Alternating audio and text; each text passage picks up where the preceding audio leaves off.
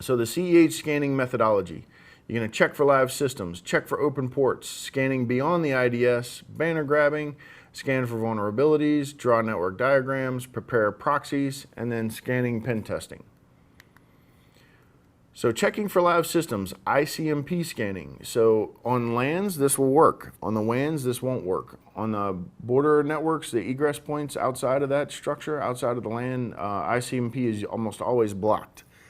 But on the inside of the network, it's wide open. So it'll work very well on the inside of the network, but not as well on the outside. Most of the communication will be blocked. So there are certain services and things that you can ping, and then there's most of the egress, ingress points you won't be able to ping. So some of them you may be able to, some of them you won't. But in general, it works better on the LAN versus the WAN. Everything on the LAN should answer. So this scan is useful for locating active devices, for determining if ICMP is passing through a firewall. So you want to see if your ICMP will pass through a firewall. Most of the time it will not. So it's not good for it to pass through there. So you send an echo request and you get an echo reply. That's how a ping works. Hey, hey. There's your reply, right? So you say hey, he says hey, and that's it. That's kind of how it works.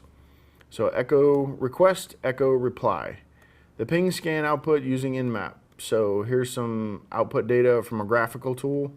Nmap is usually command line based, so most of the time you'll just be using the command line. So performing a ping sweep. What is a ping sweep? A ping sweep is used to determine the live host from a range of IP addresses by sending an ICMP echo request to multiple hosts. If a host is live, it will return an echo reply.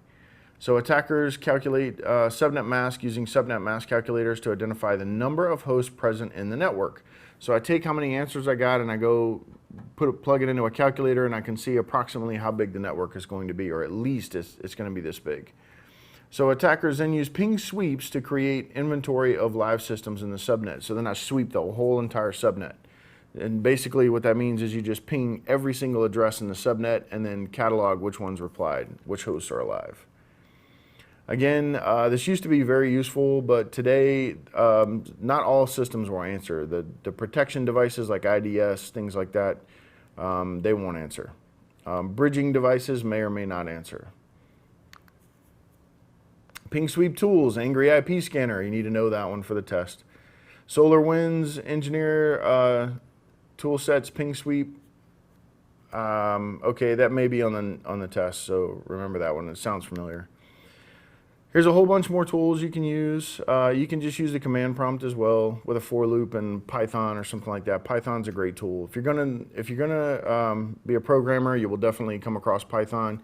If you're not going to be a programmer in your career path from wherever this takes you, you want to make sure that you spend some time learning Python. You will need it for penetration testing. So the scanning methodology, check for open ports. So we did the ping, we used ping for checking for live systems. Now there's also TCP pingers and stuff like that, which we'll talk about later. But so when you're checking for live systems, we're going to use ICMP and TCP pings.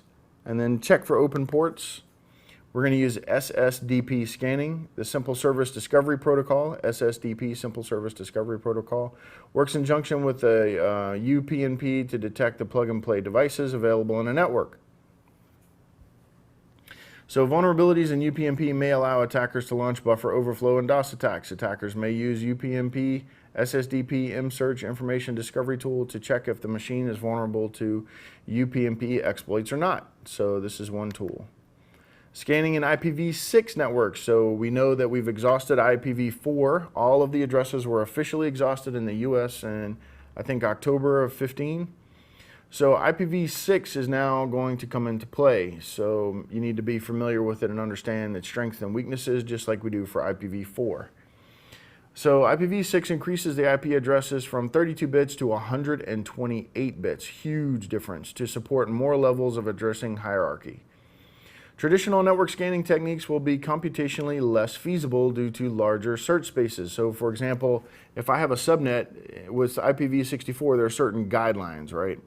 So the guideline tells you just take, instead of taking 255 addresses for a typical network like we used to do, Class C, we'll just take about 1 million addresses, right? Every network has 1 million addresses. So they're saying that it's infeasible to practically scan 1 million addresses, although our computers are pretty fast. People try and do it all the time. I see the scans all the time. So it's not as feasible, but for LAN scanning it is. But for if you bought a subnet, an IPv6 subnet, you may have a huge block of addresses. So scanning that huge block is probably impractical, and if you do, then you're certainly going to raise some alarms. So they may do it in a low volume or something like that. So just keep that in mind, that people will scan the space. It's going to happen. They have to do it. It's irresistible not to do it. So scanning an IPv6 network is more difficult and complex than the IPv4, and some scanning tools do not support ping sweeps on IPv networks. So some of the newer ones do. Attackers need to harvest IPv6 addresses from network traffic, recorded logs, or received from the other header lines and archived email, Usenet messages, etc. So what they try to do is they try to build a list of addresses that are in use versus trying to ping them all and find them, because the space is just massive. It's huge. So scanning IPv6 networks, however, offer a large number of hosts in a subnet. If an attacker can compromise one host in a subnet, the attacker can profile all hosts using a multicast address. So then you can go through and figure out what hosts are live on that network, which ones are being used, based on the network gear that's set up to talk to them.